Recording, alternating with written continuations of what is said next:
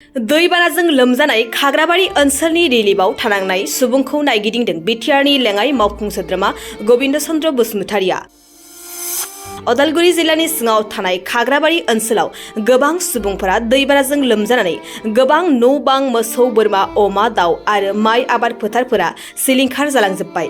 बे दै लोमजानाय दुखुथिया नखरफोरखौ खौरां लाफैदों बिटिआरनि लेङाइ मावफुं सोद्रोमा गबिन्द चन्द्र बसुमतारिया।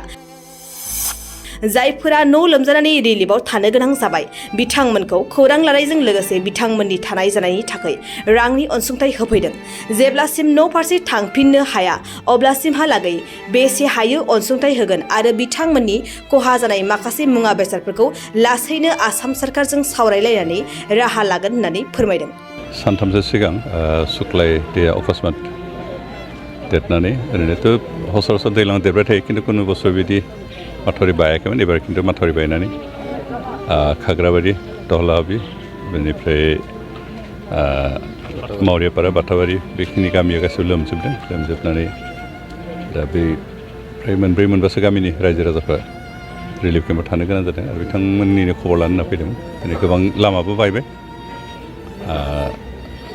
ओरैनो जिखिनि लामा बायदों बा माथावरि बायदों बेखौ इमिडियेट रिपेयार खालामनायनि बेबस्थाखौ सरकारनिफ्राय लादों, स्टेट गभर्नमेन्टनिफ्राय। जिखिनि रिलिफ बेखौबो रिलिफ केम्प जि मोनबा 6टा रिलिफ केम्प दं बिसोरनिबो जानाय होनायखौ होबाय थानाय जादों। बाखि जिखिनि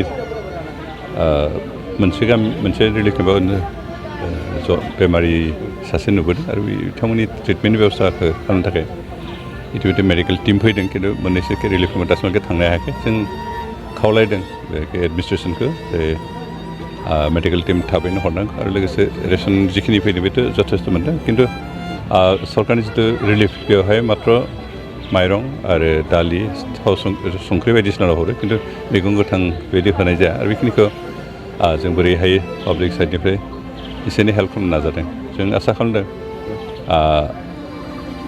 रिलिफ केम्पनिफ्राय थांफिननो हानाय परिबेस जासान्दि बेखौ गोबांहा न'स' बायाखैबाबो बाला खोजोब्बाय। दा बालाफोरखौ जावखांनो हायागौमानि बेखौ थांनाया असुबिदा जादों। बेखायनो हयथ' मिनिमाम सप्तासेबाबो थानो गोनां जानो हागौ आरो बे सप्तासे थायोब्ला बे सप्तासेनि गेजेराव जिखिनि माथावरि बायदों थेनायनि बेबस्थाखौ खालामदों आरो इमिडियेट जों आसाम सरकारनिफ्राय बेखिनिखौ थानायनि बेबस्थाखौ लादों आरो जों आसा खालामदों सप्तासेसोनि भितराव थेनाया कमप्लिट जायोब्ला जों न'आव जिफोर बाला खोखांनाय बेखौ जावखांना होनानै थांनो हानायनि बेबस्थाखिनिखौ खालामगोन आरो अब्लासो जों रायजो राजाखौ गाव गावनि न'आव थांनो रिकुवेस्ट खालामगोन।